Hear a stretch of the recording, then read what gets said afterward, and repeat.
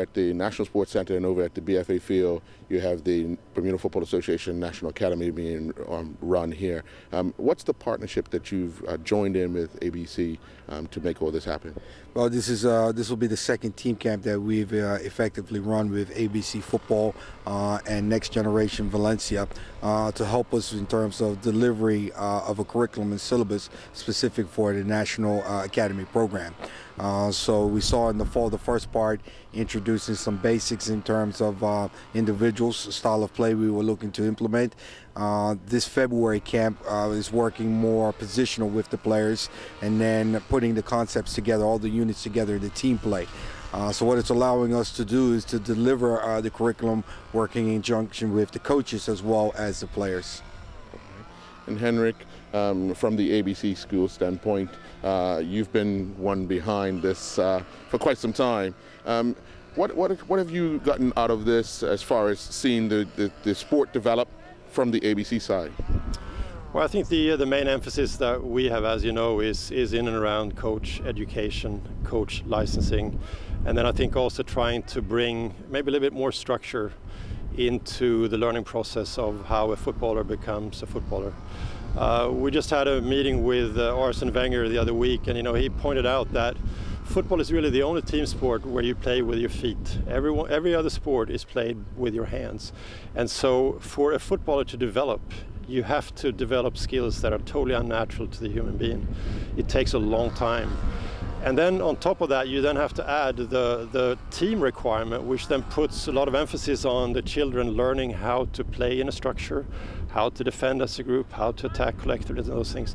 And I think when we look at the Bermuda level of play right now, there's a lot of technical capabilities individually, but when you try to put it all together, we kind of fall a bit short. So this process is all about teaching coaches how to deal with these issues, to bring them to the forefront of the children, and then to have the children experience it in a camp like this, where you kind of put it all together. And it's, as Richard was saying, it's all about developing a Bermuda style of play. Okay.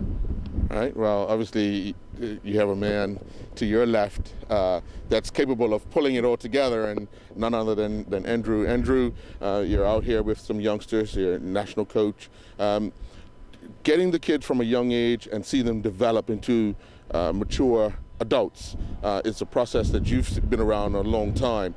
Where can you see some of these kids in, say, 3 or 4 years' time?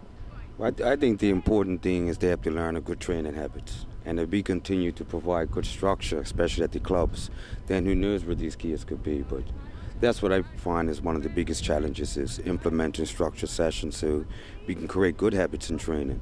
Not accept the mistakes. Always looking to be a better player than you were yesterday.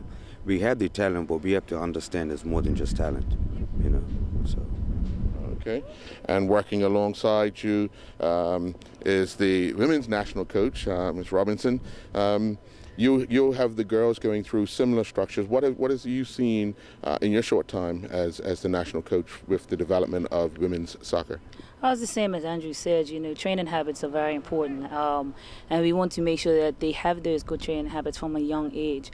As I go through this camp, it's more of a coaching education for myself to be able to provide better for the girls that are coming up and coming through the National Academy program. It's an exceptional program. The coaches are very professional, and in just a short 2 days, I have learned a lot. Now, Henrik, you a couple of months ago helped to put on the coaching seminar up at the Cedar Bridge. Some of the things that the coaches were taught in the sessions, how do you think you've seen it develop throughout? I think we do see a lot more purpose to what the coaches are doing. I still think that we have quite a bit to go before we are at the standard of where these coaches are. The guys from Valencia, they're UEFA Pro licensed, or in some cases they actually have masters in physical education and sports. I think we can learn from them is really the passion and the desire that they show in the drills. As you can see, the coaches are actually inside the drills working with the students while they're learning, okay?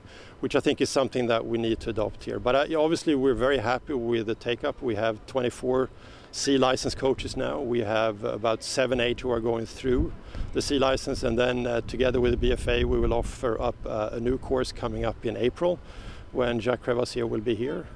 And so we hope that by the end of maybe the coming season, 2013-14, we will have roughly 100 coaches certified to the C license level.